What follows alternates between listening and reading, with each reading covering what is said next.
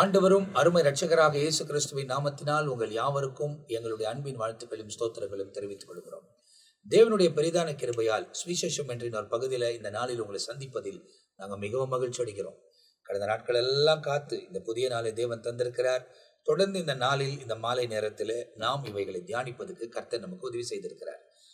எனவே தெரிந்து கொள்ளுங்கள், இந்த சுவிசேஷம் என்ற நிகழ்ச்சி ஏற்கனவே மத்தேயு மார்க்கெல்லாம் முடித்துவிட்டு தற்போது லூக்கா எழுதின சுவிசேஷம் 8ஆம் அதிகாரத்தில் நாம் தியானம் பண்ணி கொண்டிருக்கிறோம். கடந்த எபிசோட பார்க்காதவங்க இதை தான் பார்க்குறேன்னு சொல்கிறவங்க, இதுக்கு முந்தி போடப்பட்டிருக்கிற எல்லாவற்றையும் நீங்கள் பார்க்க வேண்டுமானால் கிரேஸ் டெலிவிஷன் யூடியூப் ஆப்பில் நீங்கள் பார்க்க முடியும். வசனமாய் பகுதி பகுதியாய் உங்களுக்கு விளக்கப்பட்டிருக்கிறது. இந்த சேனலை சப்ஸ்கிரைப் பண்ணாதவங்க பண்ணிக்கொள்ளுங்க. அப்போ உங்களுக்கு நோட்டிஃபிகேஷன் வரும்போது நீங்கள் தொடர்ச்சியாக நிகழ்ச்சியை பார்க்க முடியும். அநேக நிகழ்ச்சிகள் இதில் வழங்கப்படுகிறது. அதே நேரத்தில் நீங்கள் பார்ப்பீங்கன்னா, போன பகுதியில் லூக்கா எழுதின சுவிசேஷம் 8ஆம் அதிகாரம் 25ஆம் வசனம் வரை நாம் தியானித்து முடித்திருக்கிறோம். தற்போது 26ஆம் வசனத்திலிருந்து 39ஆம் வசனம் வரை இந்த இடத்தில் அசுத்த ஆவி கொண்ட ஒரு மனிதன் குணமாக்கப்பட்டதாய் வேதத்தில் லூக்கா எழுதுகிறார். இதை ஏற்கனவே மத்தேயு எழுதியிருக்கிறார், மார்க் எழுதியிருக்கிறார், இப்போது இவரும் எழுதுகிறார். இவர் என்ன எழுதுகிறார் என்பதை நாம் இந்த பகுதியில் இவைகளை விளக்கப் போகிறோம். இதுல முதலாவது நம் மத்தியில் ரெவரண்ட் ஜெயக்குமார் ஐயா அவர்கள் பகிர்ந்து கொள்வார்கள். கர்த்தருடைய நாமம் மகிமைப்படுவதாக. லூக்காவின் புத்தகம் 8ஆம் அதிகாரத்தில் 26ஆம் வசனத்திலிருந்து, பிசாசு பிடிக்கப்பட்டிருந்த ஒரு மனுஷனை ஆண்டவராகிய இயேசு கிறிஸ்து விடுதலை ஆக்கினார், அவனை சொஸ்தமாக்கினார் என்றதான ஒரு சத்தியம் ஆணித்தரமாக எழுதப்பட்டிருக்கிறது. ஆண்டவராகிய இயேசு கிறிஸ்து தன்னுடைய ஊழிய நாட்களிலே அவர் அநேக அற்புதங்களை அடையாளங்களை செய்ததாக வேதத்திலே பார்க்கிறோம். அநேக வியாதி உள்ளவர்களை சுகமாக்கி இருக்கிறார், மரித்தவர்களை உயிர்த்தெழ செய்திருக்கிறார். விசேஷமாக பிசாசு பிடித்திருந்தவர்களை ஆண்டவர் விடுதலையாக்கி இருக்கிறார் என்று நம்முடைய கரத்தில் இருக்கிற வெளியேறப்பட்ட வேதத்திலே அவர் தேவனுடைய குமாரனாய் இருக்கிற இயேசு செய்த அற்புதங்களை நம்மால் பார்க்க முடிகிறது. அந்த ரீதியிலே அவர் படகில் விட்டு இப்போ படகில் ஏறினார், அக்கறைக்கு போவோம் என்று சொன்னவர் அவர் படகில் இருக்கும் பொழுதே ஒரு அற்புதத்தை செய்தார். அது என்னன்னு சொன்னா, காற்றையும் புயலையும் அதட்டி அமைதிப்படுத்தினார். அப்ப அந்த சீஷர்களை பார்த்து, தன்னோடு இருக்கிற சீஷர்களை பார்த்து அவர் ஒரு கேள்வி கேட்டது என்ன தெரியுமா? அவர் அவர்களை நோக்கி, உங்கள் விசுவாசம் எங்கே? அப்போ கர்த்தருக்காக ஊழியம் செய்கிறவர்கள் அல்லது ஆண்டவராகிய இயேசு கிறிஸ்துவை இரட்சகராக ஏற்றுக்கொண்டு அவருக்காக வைராக்கியமாக வாழ்கிறவர்கள், நம்முடைய வாழ்க்கையிலே ஆண்டவர் எதிர்பார்க்கிற காரியங்கள், நெருக்கங்கள், பாடுகள், போராட்டங்கள் வருகிற வேளையிலே விசுவாசத்தை விட்டு பின்வாங்கி விடாதபடி, விசுவாசம் தளர்ந்து போகாதபடி இயேசு நம்மை பார்த்து கேட்கிற ஒரு மேன்மையான கேள்வி, உன் விசுவாசம் எங்கே? அப்படிப்பட்ட நெருக்கத்தில் இருக்கும் பொழுது விசுவாசத்தை தளரவிடாதபடி, என் ஆண்டவர் என்னோடு கூட இருக்கிறார், அவர் எங்களை காப்பாற்றுவார் என்ற விசுவாசத்தின் அடிப்படையில் தான் நாம் இருக்கணும். அப்படி படகில் இருக்கிற வேளையிலே படகை விட்டு அக்கறையிலே இவர் இறங்குகிறார். வசனம் 26, பின்பு கலிலேயாவுக்கு எதிரான கதரேனுடைய நாட்டில் சேர்ந்தார்கள். அவர் கரையில் இருந்து இறங்கின பொழுது, கரையில இறங்கின பொழுது நெடுநாளாய் பிசாசு பிடித்திருந்தவனும் வஸ்திரம் தெரியாதவனும் வீட்டில் தங்காமல் பிரேத கல்லறையிலே தங்கினுமாய் இருந்த அந்த பட்டணத்து மனுஷன் ஒருவன் அவருக்கு எதிராக வந்தான். அப்போ அந்த கதிரேனுடைய நாட்டிலே சேர்ந்தார்கள், அக்கறையிலே சேர்ந்தார்கள். படகை விட்டு அவர் கரையிலே இறங்கின பொழுது நடந்த ஒரு சம்பவத்தை, அது என்னன்னு சொன்னா, ஒரு மனுஷன் இருக்கிறான், அவன் பிசாசு பிடிக்கப்பட்டவனா இருக்கிறான். இன்னைக்கு பிசாசு பிடிக்கப்பட்டவர், பிசாசு என்றால் யார் என்று அன்னைக்கு தெரியாமல் புரியாம இன்னைக்கு செயல்படுகிற கூட்டத்தார் உண்டு. பிசாசு என்பது தேவனால் படைக்கப்பட்ட தூதன், தேவனுக்கு விரோதமாக அவன் செயல்பட்டது நிமித்தமாக கர்த்தர் பரலோகத்திலே வலது பரத்தில் ஆராதனை கூடாரத்தில் இருந்து லூசிபர் என்றதான அந்த மேன்மைக்குரிய தூதன் அவனோடு கூட இந்த தூதர்கள் அவனுடைய பேச்சை கேட்டு தேவனுக்கு விரோதமாக செயல்பட்டது நிமித்தமாய் ஆதி காலத்தில் தள்ளப்பட்டார்கள்.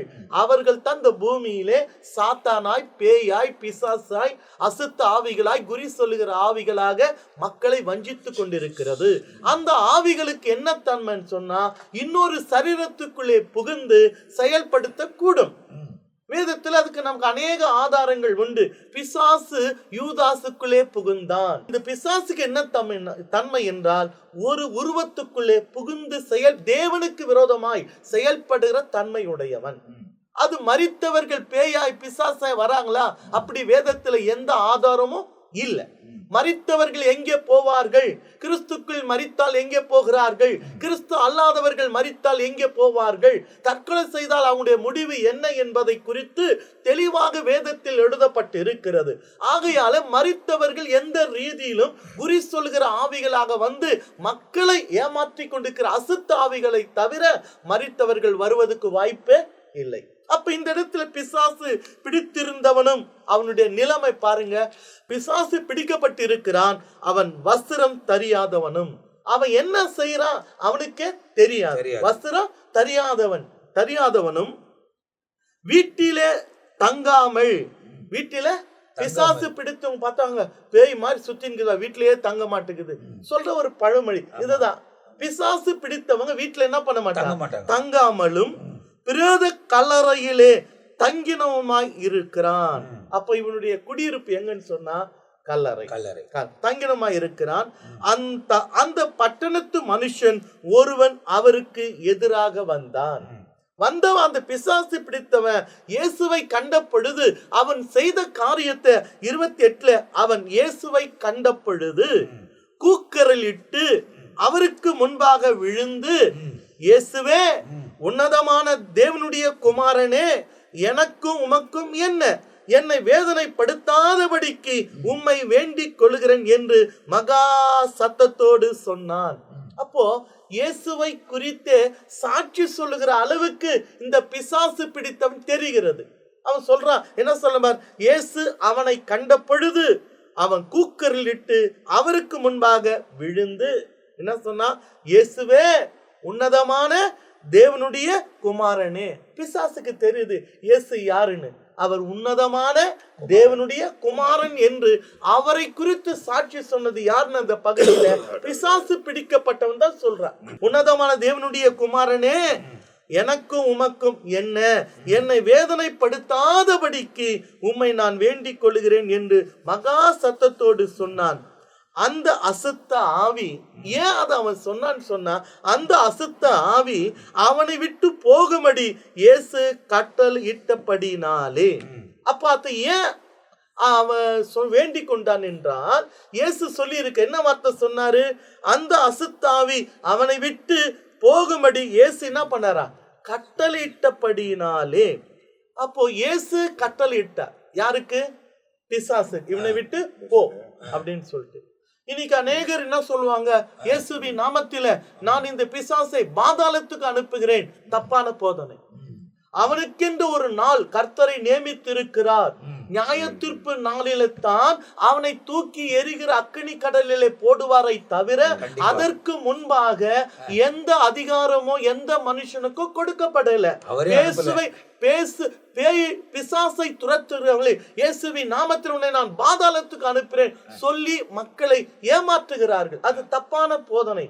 யாருமே பிசாசை இந்த நாளில, இந்த நாட்களிலே பேயை ஓட்டுகிறவர்கள் பிசாசு எங்க பண்ண முடியாது, பாதாளத்துக்கு அனுப்புகிற அதிகாரம் எந்த மனுஷனுக்கு இல்ல.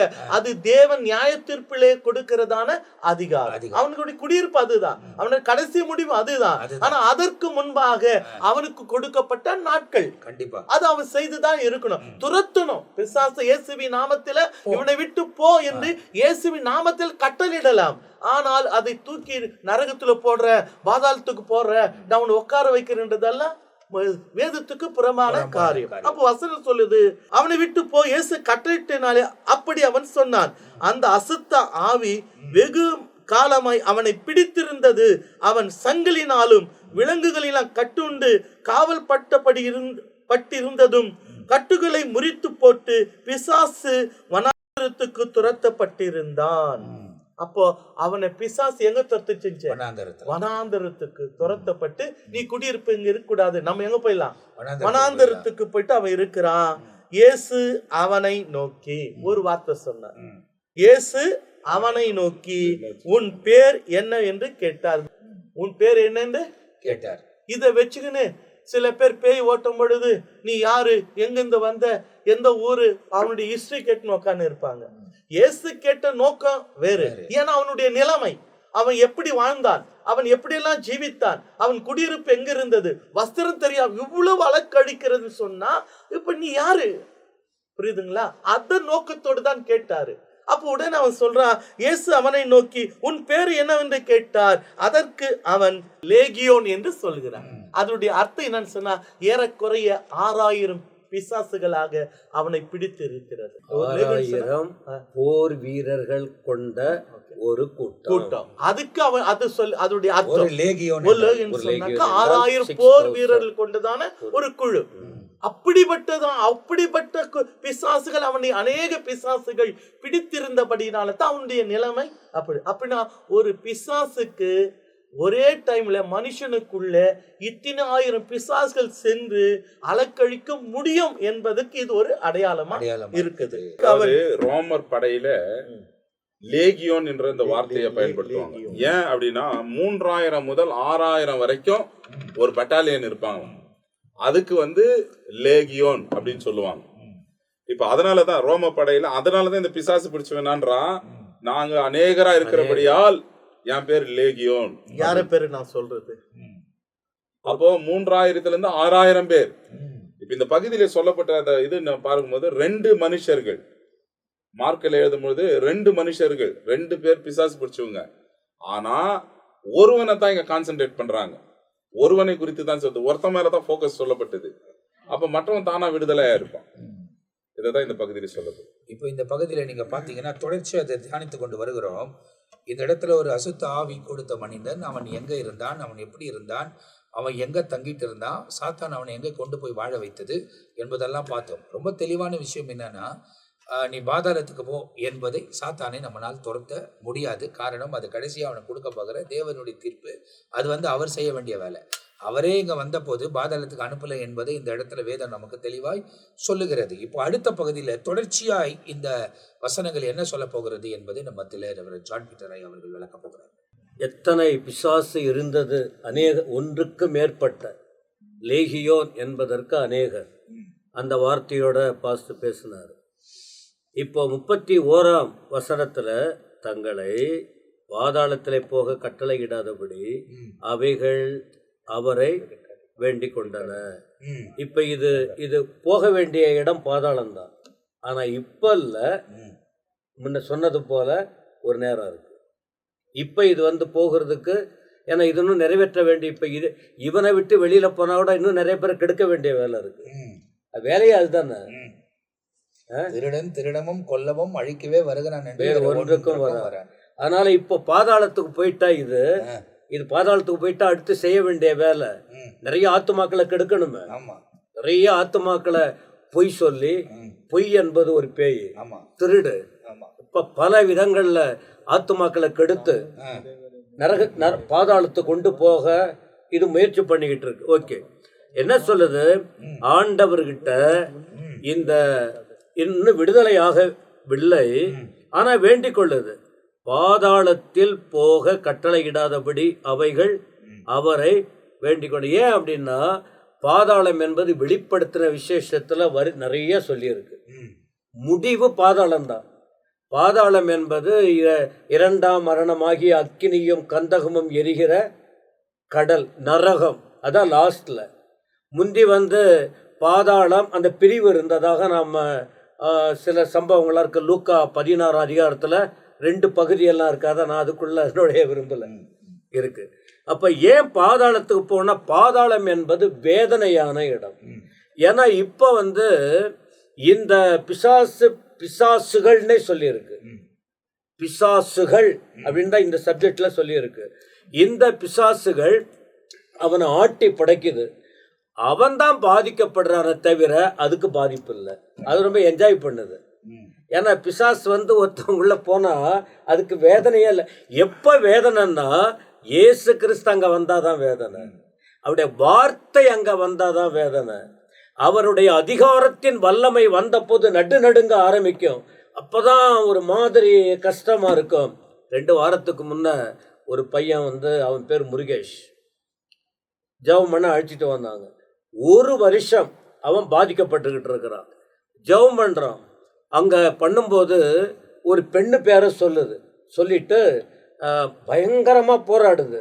நான் வந்து நாம கூட பேர் கேட்கறது இல்லை.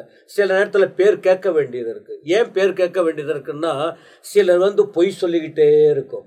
ஏன்னா பொய்க்கு பிதா. நம்ம வந்து ஆண்டவர் நமக்கு அதிகாரம் கொடுத்திருக்கிறார். உடனே சிலது போகும்.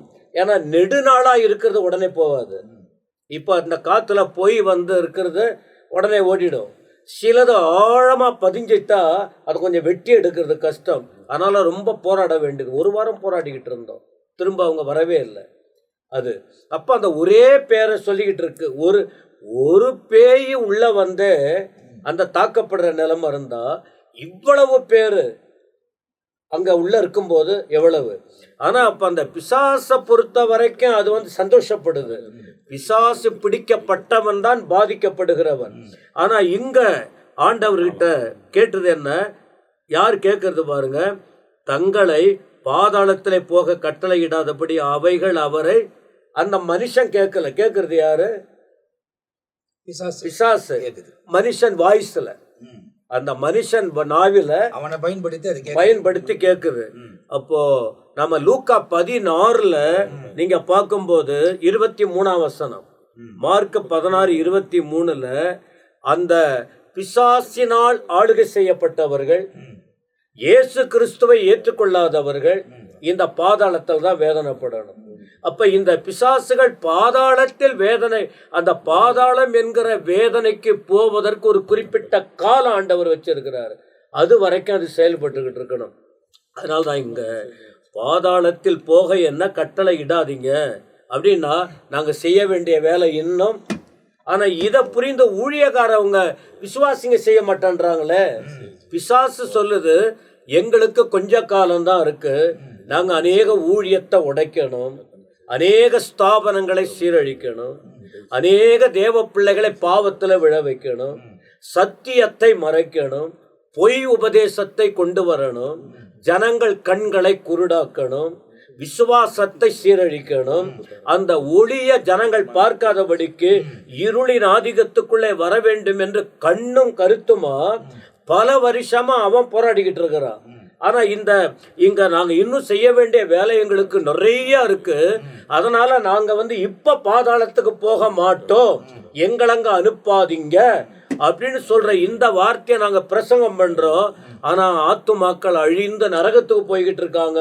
இந்த உணர்வு இல்லாமல் நாட்களை வீணடிக்கிற நிலைமை கிறிஸ்தவத்தில் இருக்கிறது. இது பேசும்போது நான் உணர்த்தப்படுகிறேன்.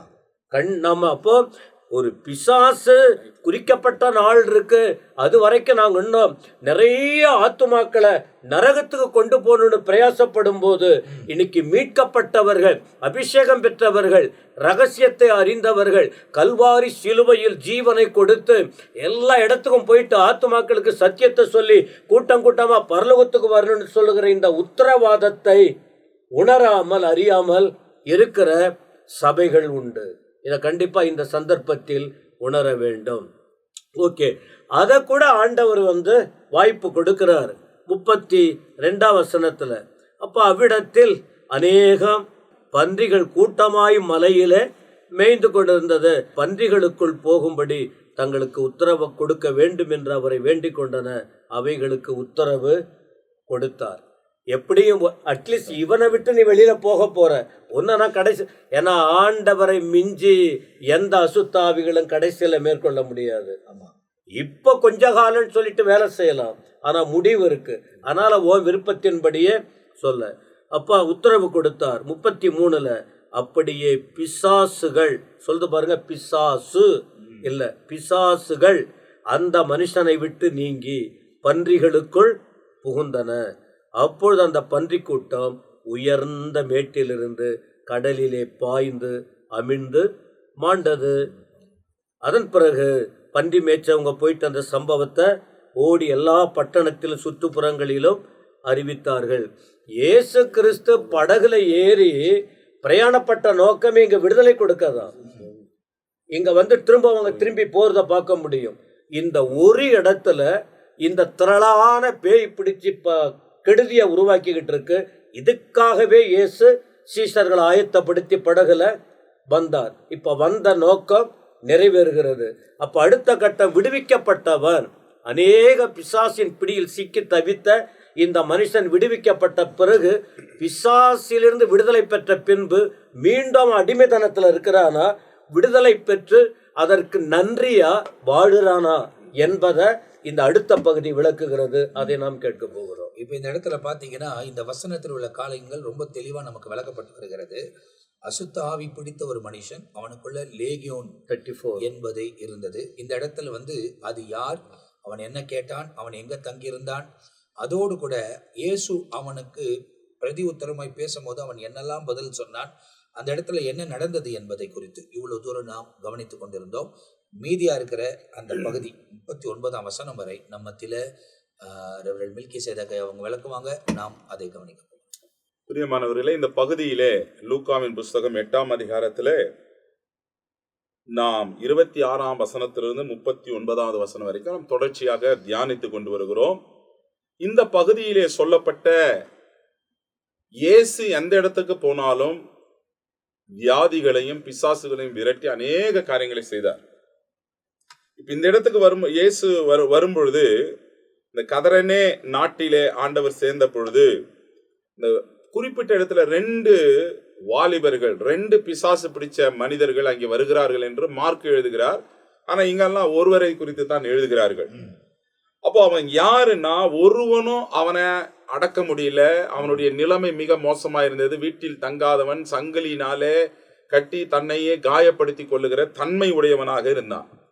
இப்பேற்பட்ட மனுஷன், அவனுக்குள்ள அநேக 3000 6000 பிசாசுகள் பிடித்திருந்தபடினால் அவன் பேர் லேகியோன் என்று அவன் சொல்லுகிறான். அவ்வளவு மிகவும் போராட்டத்துக்குள் இருந்த அவனை வசனம் சொல்லுகிறது, அவரிடத்தில் அநேகம் பன்றிகள் கூட்டமாய் மேய்ந்து கொண்டிருந்தது, அந்த பன்றிகளுக்குள்ள போகும்படி கட்டளையிட்டான் என்று நாம பேச கேட்டோம். அப்போ பாருங்க, இந்த இடத்துல நம்ம வாசிக்கப்படும் போது, அவர்களை பன்றிகளை மேய்த்தவர்கள் கண்டு ஓடி போய் பட்டணத்திலும் சுற்றுப்புறத்திலும் இதை அறிவிக்கிறாங்க. இந்த ஆவிகள் எங்க போக சொன்னா பன்றிகளுக்குள்ள. இதைதான் இன்றைக்கு நிறைய பேர் என்ன பண்ணுவாங்க, பன்றினா பிசாசு, அதை சாப்பிடக்கூடாது பைபிள் சொல்லுது. ஓகே, ஒரு விதத்துல அது சரியா இருந்தாலும், பன்றிகளுக்குள்ள அந்த காலகட்டத்துல பிசாசு வேண்டி கொண்டதின் பேரில, அந்த பிசாசு பிடிச்சவன் கேட்டுக்கொண்டதின் பேரில பன்றிகளுக்குள்ள எங்களை போகும்படி கட்டளையிட்ட ஆண்டவர். அப்படியே போ அப்படின்னாரு. அது போய் அந்த ஆவி பண்ணி இந்த எல்லா பன்றிகளும் போய் கலிலேயா கடல்ல விழுந்து மாண்டு போனது அப்படின்னு பார்க்கணும். மேடுகளிலிருந்து வந்து இஸ்ரவேல் தேசத்துல நம்ம போய் பார்க்கும்போது அந்த கலிலேயா கடலில் பக்கத்துலயே கடல் இருக்கும். ஏசு அற்புதம் செஞ்ச இந்த 5 அப்பம் 2 மீன் செஞ்ச இடத்துல இருந்து மேல இருந்து நம்ம பார்த்தோம்னா கீழே கடல் தெரியும். உயரமான ஒரு மலை, மடு சமுத்திரம், அது சமவெளி மாதிரி தெரியும். ஆனா அங்கிருந்து பார்த்தா கீழே கடல் தெரியும். மேடுகளில் இருந்த அந்த பன்றிகள் ஓடி போய் தற்கொலை செய்து கொள்ளுகிறது, மாண்டு போனது. இதை போய் மேய்ப்பர்கள் சம்பவிப்பதை அவர்களுக்கு அறிவித்தார்கள். அப்பொழுது சம்பவிப்பதை பார்க்கும்படி ஜனங்கள் புறப்பட்டு இயேசுவிடத்தில் வந்து, பிசாசுகள் விட்டு போன மனுஷன் வஸ்திரம் தரித்து இயேசுவின் பாதத்தருகே உட்கார்ந்து புத்தி தெளிந்திருக்கிறதை கண்டு பயந்தார்கள். ஃபர்ஸ்ட் அவனை பார்த்து பயந்தாங்க. என்ன, யாரை கண்டு பயந்தாங்கன்னா இவனை கண்டு பயந்தாங்க. அதான் ஐயாங்க பேசினாங்க, இவன் கொடூரமான மனுஷனா இருந்தான். இப்போ இயேசுவை கண்டு பயப்படுறாங்க. என்னடா, வஸ்திரம் இல்லாத மனுஷன் இப்ப வஸ்திரம் போட்டுட்டு இயேசுவின் பாதத்துல உட்கார்ந்துக்கிறானேன்னு ஒரு பயம், ஒரு நடுக்கம் வருகிறது. பிசாசு பிடித்திருந்தவன் சொஸ்தமாக்கப்பட்டதை கண்டவர்களும் அதை அவர்களுக்கு அறிவித்தார்கள். கூடவே இருந்தவங்க எல்லாம் சொல்றாங்க, இப்பேற்பட்ட கொடூர மனுஷனா இருந்தான், ஆண்டவர் அவனுக்கு சுகத்தை கொடுத்தாரு, அவனை விடுதலை பண்ணாரு என்று அறிவித்தார்கள்.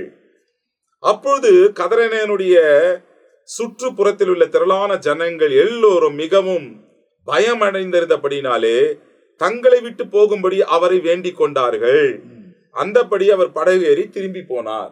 அங்க நடக்கிறது என்னன்னா, பன்றி மேய்க்கிற பல மேய்ப்பர்கள் அங்க, இப்ப அவங்க பன்றியால என்ன ஆச்சு, போச்சு.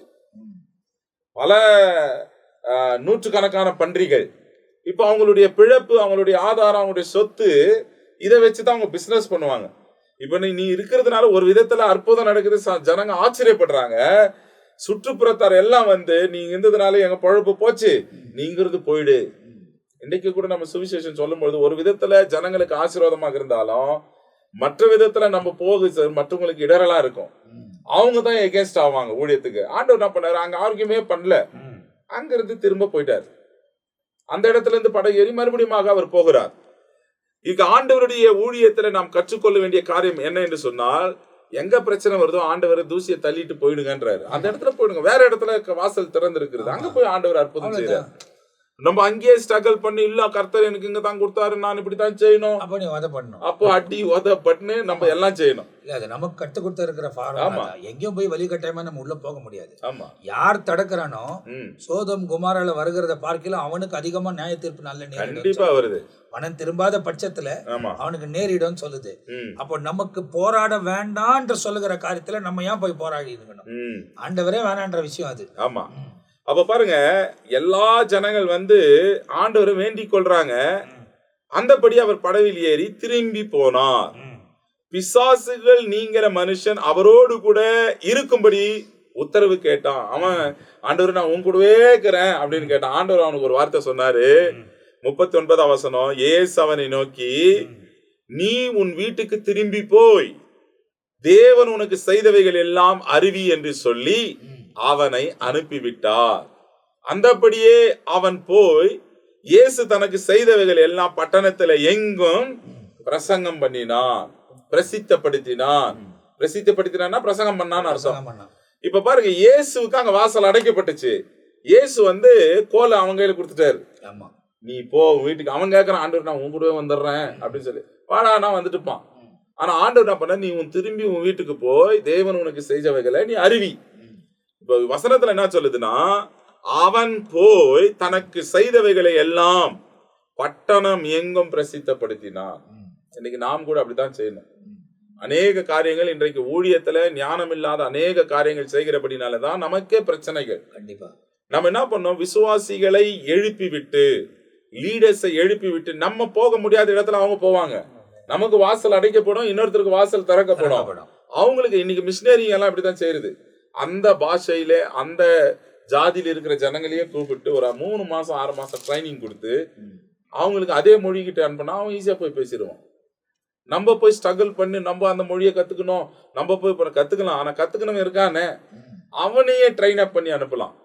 இயேசு இவ்விதமாக செய்தார். நான் தேவன் உனக்கு செய்தவைகளை நீ போய் அறிவி. இன்னைக்கு பாருங்க, 1 தீமோத்தேயு 5ஆம் அதிகாரம் 8ஆம் வசனம் சொல்லுது, ஒருவன் தன் சொந்த ஜனத்தையும் விசேஷமாக தன் வீட்டாரையும் விசாரியாமல் போனால் அவன் விசுவாசத்தை மறுதலித்தவனும் அவிசுவாசியிலும் கெட்டவனாய் இருப்பான் என்று வசனம் சொல்லுது. அப்போ எந்த ஒரு மனுஷனையும் தன் ஜனத்தையும் வீட்டாரையும் கன்சர்ன் பண்ண வேண்டும், விசாரிக்க வேண்டும். இப்ப ஆண்டவர் யார அனுப்பிச்சார்னா அவனையே ட்ரெயின் அப் பண்ணி போகும் வீட்டுக்கு சொன்னான். அவன் வீட்டுக்கு மாத்திரம் இல்ல, பட்டணங்கள் எங்க தோறும் பிரசங்கம் பண்ணான். இன்னைக்கு தேவனுடைய ராஜ்யத்தின் சுவிசேஷம் இவ்விதமாய் தான் புகழ்ச்சியாக பரவப்பட்டது. இன்னைக்கு நாம் வேதத்தை வாசிக்கிறது மாத்திரமல்ல, வேதத்துல ஆண்டவர் செஞ்ச ஒவ்வொரு ஊழியத்தினுடைய மாடலை நம்ம கற்றுக்கணும். இன்னைக்கு அந்த மாடலையும் அந்த விதங்களையும் நாம் கற்றுக்கொண்டால் இயேசுவினுடைய ஊழியமே வித்தியாசமானது, அவருடைய டீச்சிங்கே வித்தியாசமானது. அதை பின்பற்றினால் நாமும் அவரை போல பேச, அவரை போல வாழ, பிரச்சனை இல்லாமல் ஊழியம் செய்ய கர்த்தரே நமக்கு ஞானத்தை கொடுப்பார். 10 பட்டணங்களில் போயிட்டு அவன் ஊழியம் செய்திருக்கிறான். அதுக்கு அவர் சின்ன ஒரு, அதாவது ரொம்ப மணி நேரம் பல நாட்கள் கூட இல்லை, சில மணி நேரத்துக்குள்ளவே ஏற்பட்ட ஒரு விஷயம், ஒரு தாக்கம் அவனுக்குள்ள. அதுதான் பரிசுத்த ஆவி நிறைவோடு கூட செய்கிற ஊழியங்கள். மாம்சீகமா செய்கிற ஊழியம் வேற, பரிசுத்த ஆவினால நடத்தப்படுகிற, பரிசுத்த ஆவினால் நிறைந்து செய்கிற ஊழியம் வேற. இவர் பரிசுத்த ஆவினாலே உண்டாக்கப்பட்டிருக்கிறவர். ஒரு தீய கொளுத்தினார், அவன் போய் 10 பட்டணங்களில் கொளுத்துறான். ஸோ அந்த மாதிரி தான் இப்போ இந்த பாஸ்டர் பேசிக்கிட்டே இருக்கும்போது எனக்கு ஒரு கவனம் வந்துச்சுன்னா அப்படின்னா, வழக்கமாக வந்து உலக பிரகாரமாய் இந்த பட்டாசு வெடிக்கிறதெல்லாம் வேற இடத்துல செய்வாங்க. ஆனால் சில பேர் இந்த கிறிஸ்மஸ் டைமில் மற்ற உலக பிரகாரமாய் கொண்டாடப்படுகிற காரியங்கள் தான் அந்த டைமில் இருக்கக்கூடிய பட்டாசுகளை வைத்து அவங்க கொளுத்துக்கிறது வழக்கம். அப்படி இருக்கிறப்போ இந்த சுறுசுறெல்லாம் கொத்தின்னு இருக்கிறப்ப அதை நீங்கள் போய் நெருப்பில் வச்சுருந்தீங்கன்னா அது ரொம்ப லேட் ஆகும். ஆனால் இன்னொரு சுறுசுறாவோடு அதை வச்சிங்கன்னா அப்படின்னா உடனே பற்றிக்கும். அந்த மாதிரி பரிசுத்த ஆவியினுடைய நிறைவோடு கூட நீங்கள் போய் அவைகளை செய்யும் போது அது உடனே பற்றி எரியக்கூடியதாகவும் அதுவும் அந்த பகுதியில் உள்ள இருக்கிறவர்களுக்கு ஒளியாக இருக்கக்கூடியதாகவும் கர்த்தர் மாற்றினது இந்த இடத்துல பார்த்தோம். ஒரு அசுத்த ஆவி பிடித்த மனிதன் ஆரம்பிக்கிற ஆரம்பம் பல பட்டணங்களுக்கு சுவிசேஷமாய் அமைகிறது. அவங்க இயேசுவை தான் வெளியே அனுப்புனாங்க. ஆனால் அவன் கடந்து போய் அவரை பார்க்கிறோம் பல மடங்கு போய் பிரசங்கித்து அவன் செய்ததை வேதத்துல பார்க்கிறோம். ஆகையால் தான் இயேசு சொன்னார், என்னை விசுவாசிக்கிறவன் என்னிலும் பெரிதான காரியங்களை செய்வான் என்பதாக வேதத்துல ரொம்ப தெளிவாய் குறிக்கப்பட்டிருக்கிறது. நமக்கு இருக்கிற கொஞ்ச நாட்கள், எவ்வளவு நாட்கள் எல்லாம் முடியும் என்பது நமக்கு தெரியாது. ரொம்ப எச்சரிக்கையாய் கவனமாய் தேவனோடு நடப்பதுக்கு நாம் தேவ சமூகத்துல ஒப்பு கொடுக்க வேண்டும். இந்த இடத்துல இந்த பகுதி முடிவதற்கு முன்பதே ரெவரண்ட் ஜெயக்குமார் அவங்க என்ன பகிர்ந்து கொள்ளணும்னு விரும்புறாங்க, அவங்க என்ன சொல்றாங்கன்னு கவனிக்க போறோம். இந்த பகுதியிலே நாம் கேட்ட வார்த்தையின் அடிப்படையிலே இயேசு அந்த பட்டணத்திலே பிசாசு பிடிக்கப்பட்டு அலைக்கழிக்கப்பட்டு இருந்தவனை சுகமாக்கி விட்டார். சுகமாக்கின பின்பு இந்த நடந்த சம்பவத்தை எல்லாம் பார்த்த ஜனங்கள் இயேசுவை இந்த பட்டணத்தில் நீ போகணும் அப்படின்னு சொல்லி அவரை வேண்டிக் கொண்டாங்க. அவர் படகேறி போய்விட்டார். ஆனால் அந்த இடத்துல தேவ திட்டம், தேவ சித்தம் நிறைவேற வேண்டும் என்பது இயேசுவின் வாஞ்சை.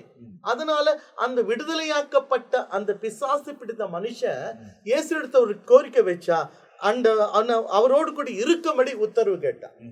ஆண்டவரே நான் உன்னோடு கூட இருக்கட்டும். ஆனால் இயேசு அந்த பட்டணத்திலே தொடர்ச்சியாக அவருடைய நாம மகிமைப்படணும், இருளில் இருக்கிற மக்கள் வெளிச்சத்துக்குள்ளே வரணும் என்கின்ற நோக்கத்துக்கு தேவ திட்டத்துக்காக அந்த மனுஷனுக்கு இயேசு சொன்னது, இயேசு அவனை நோக்கி நீ உன் வீட்டுக்கு திரும்பி போய் தேவன் உனக்கு செய்த எல்லாவற்றையும் அறிவி என்று சொல்லி.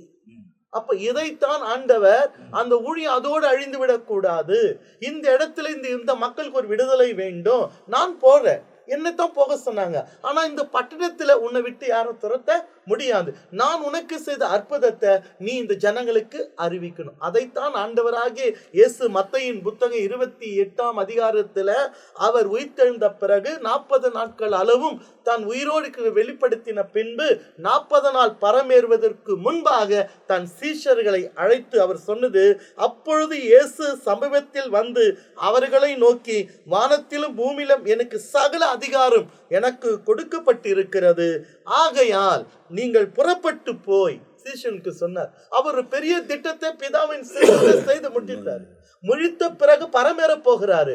ஆனால் அந்த ஊழியம் அதோடு போய்விடக் கூடாது என்பதற்காக பரமேறுவதற்கு முன்பாக சீஷர்களை அழைத்து அவர் அப்போது சமயத்திலிருந்து அவர்களை நோக்கி, வானத்திலும் பூமியிலும் சகல அதிகாரம் கொடுக்கப்பட்டு ஆகையால் நீங்கள் புறப்பட்டு போய் சகல ஜாதிகளை சிஷ்யராக்கி பிதா குமாரன் பரிசுத்த ஆவி நாமத்தினாலே அவர்களுக்கு ஞானஸ்தானத்தை கொடுத்து நான் உங்களுக்கு கட்டளை இட்ட யாவையும். அவர் சொன்னார் பாருங்க, உங்களுக்கு மாத்திரம் இல்ல, நீ மட்டும் உன்னோடு முடிச்சிடாத, நான் செஞ்சத என்னோட நான் முடிக்கல, அது உங்ககிட்ட கொடுக்கிறேன், நீ இது உன்னோட நீ முடிச்சுக்காத, நீ என்ன செய்யணும், நான் உனக்கு கட்டளை இட்டவைகளை அவைகளும் அவர்கள் கை கொள்ளும்படி அவர்களுக்கு உபதேசம் பண்ணுங்க. இது ரீசைக்கிள் மெத்தடாவே இருக்குது. இயேசு செய்த காரியத்தை சீஷன்கிட்ட கொடுத்தாரு. சீஷனுக்கு சொல்றாரு, இது நான் உங்களுக்கு கட்டளையிட்டவைகளை நீங்களும் கை கொள்ளும்படி நீ என்ன செய்யுங்க, கை கொள்ள அவர்களுக்கு உபதேசம் பண்ணுங்க. இதோ உலகத்தின் முடிவு பெறும் சகல நாட்களிலும் நான் உங்களோடு கூட இருக்கிறேன். அப்போ எந்த ஒரு ஊழியமும் நம்மோடு முடிந்து விடக்கூட, அடுத்தது நமக்கு அடுத்தது யார் என்று ஒவ்வொரு அந்த தலை பொறுப்பா இருக்கிறவர்கள் உருவாக்க வேண்டும் என்று இந்த பகுதியிலிருந்து தேவன் நமக்கு கற்றுக் கொடுக்கிற ஒரு மேன்மையான ஒரு காரியமா இருக்குது. இந்த பகுதியை நீங்க பார்க்கும்போது ரொம்ப தெளிவா இந்த ஊழியம் என்பது எப்படின்னா ரிலே ரேஸ் மாதிரி. நம்ம 100 மீட்டர்ஸ் ரேட்டோ 1000 மீட்டர்ஸ் ரேஸோ அப்படி இல்லை, ஒரு டைமில் போய் முடிச்சிடுற மாதிரி ரிலே மாதிரி. ஒருத்தர் கொடுத்த உடனே இன்னொருத்தர் வாங்கிட்டாதே அவங்க இன்னும் வேகமாக ஓடுவாங்க. அந்த மாதிரி கடைசியில் எப்போ முடியுதுன்னா இயேசு கிறிஸ்து 2ஆம் வருகையில் தான் அது முடிகிறதை நாம் பார்க்கிறோம். கடைசி அவர் தான் வந்து அதை முடித்து வைக்கிறார். தொடக்கமும் அவர்தான், முடிவும் அவர்தான். அதுக்கு தான் வந்து அவர் அல்பாவும் ஒமேகாவுமானவர் என்பதாய் வேதத்தில் எழுதப்பட்டிருக்கிறது. இந்த அசுத்தாவி பிடித்த மனுஷன் ஒரு லேகியோன் அளவுக்கு அவனுக்குள்ள அசுத்தாவிகள் இருந்தது. அவன் விடுவிக்கப்படுகிறான். விடுவிக்கப்பட்ட பிறகு இயேசுவோடு கூட போகணும்னு விருப்பப்படுகிறான். ஆனால் இயேசு அந்த பட்டணத்தை விட்டு வெளியேற்றப்படுகிறார். அவர் எதுவுமே வாக்குவாதம் ஆடாமல் அவர் படகு ஏறி கடந்து போகிறார். ஆனால் அந்த ரிலேவை அவங்ககிட்ட பாஸ் பண்றார். அவன் அதை ரொம்ப பொறுப்பாய் ரொம்ப அழகாய் நிறைவேற்றினான் என்பதை வேதத்தை வாசித்து நம்மால் தெரிந்து கொள்ள முடிந்த காரியத்தை லூக்கா அழகாக பதிவு பண்ணுகிறார். எனவே இந்த நிகழ்ச்சியை பார்க்கிற நாமும் நமக்கு கொடுத்திருக்கிற பொறுப்புகளை நாம் செய்து முடிக்கிற தருவாயிலே இன்னொருத்தருக்கு பாஸ் பண்ண மறக்கவே கூடாது. நம்மோடு கூட ஒருவேளை ஏசப்பா வருக தாமதிக்குமானால் இவைகள் முடிந்து போகக்கூடாது. அடுத்த தலைமுறைகள் தொடர்ந்து தேவனுக்காக ஓட வேண்டும். தேவனோடு கூட நடக்கணும். கர்த்தர் தம்முடைய கிருபையையும் பிரசன்னத்தையும் நம்முடைய வாழ்க்கையில் விளங்க பண்ணார். இதுவரை நாம் லூக்கா எழுதின சுவிசேஷம் 8ஆம் அதிகாரம் 39ஆம் வசனம் வரை இந்த பகுதியில் தியானித்திருக்கிறோம். அடுத்த பகுதி வரும்போது 40 56 வரை ஒரு பகுதியாய் குறிக்கப்பட்டிருக்கிறது. அது அடுத்த பகுதியில் பார்க்க போகிறோம். இவ்வளவு நேரம் எங்களோடு கூட நீங்க இந்த நிகழ்ச்சியை பார்த்ததுக்காக உங்களுக்காக நான் கர்த்தரை துதிக்கிறேன். நம்மோடு கூட தேவனுடைய ஊழியர்கள் வந்து இதை விளக்குகிறதுக்காக அவங்களுக்காக கர்த்தரை ஸ்தோத்திரிக்கிறேன். அடுத்த நிகழ்ச்சியில் உங்களை சந்திக்கிற வரை நாங்கள் எல்லாம் உங்ககிட்ட விடை பெறுகிறோம். கர்த்தர் உங்களை ஆசீர்வதிப்பாராக. ஆமென், ஆமென், ஆமென்.